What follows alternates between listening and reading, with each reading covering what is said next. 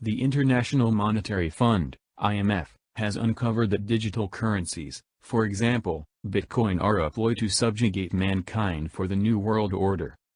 Since 2009, people in general has grasped a clear decentralized and mysterious money-related upset without addressing who is behind it. IntelliHub.com reports, "I have been suspicious of the digital currency story since 2009, when I was first drawn nearer by individuals professing to be delegates of Bitcoin and solicited to end up an advertiser from the innovation. In the wake of representing a couple of exceptionally basic inquiries and getting no tasteful answers, I declined to join the fleeting trend or go about as a frontman. The money was sponsored by nothing unmistakable, and no, math is anything but a substantial asset. Anybody could make a cryptographic money out of nowhere that had ascribes indistinguishable to Bitcoin, hence there was no characteristic incentive to the innovation and nothing ceasing the production of thousands of comparative cash frameworks, in the long run making Bitcoin useless. The shortage contention for crypto was deceitful.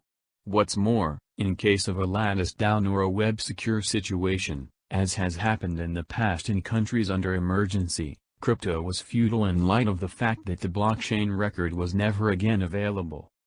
Exchanging with private wallets had neither rhyme nor reason. What number of individuals would you say you were probably going to keep running into in your locale with a Bitcoin wallet?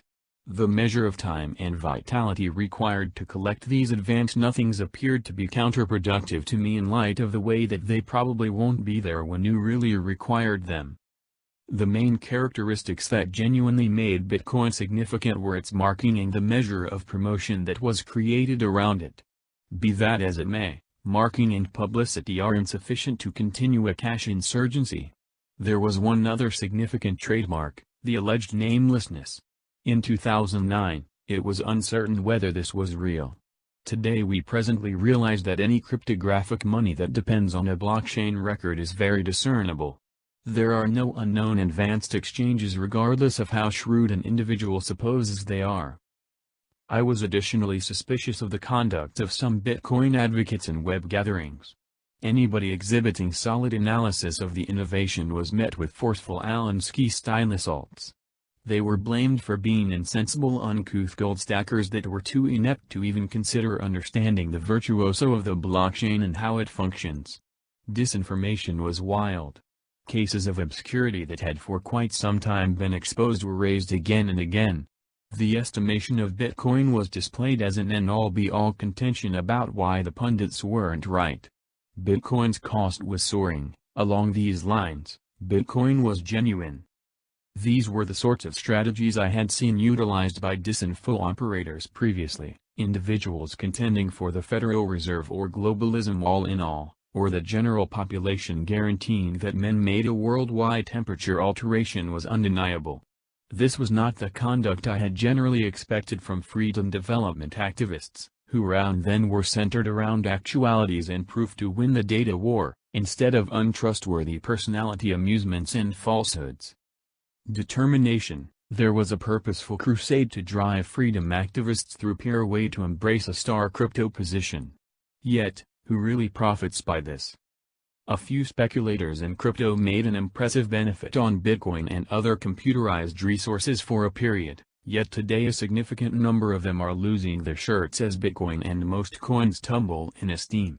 It is maybe no incident that cryptographic forms of money go about just as they are tied down to the tech rise in securities exchanges. As tech stocks thrash and plunge, so too are crypto resources, since currencies are exchanged like values in an air pocket, not fiscal instruments.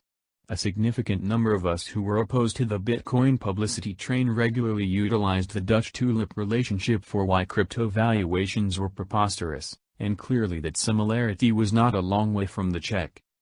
I ponder now and then about the general population who used to contend that Bitcoin's high esteem made its authenticity plainly obvious. Would they currently yield with Bitcoin's diving esteem that its authenticity was being referred to? I'm speculating they likely won't.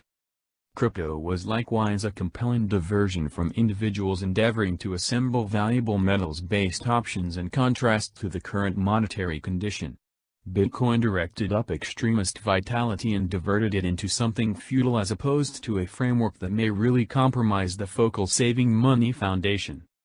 Past that, the whole crypto storm over the previous decade has completed one thing great: it made the possibility of cryptographic forms of money a family unit dialogue, and I trust this was the objective from the beginning.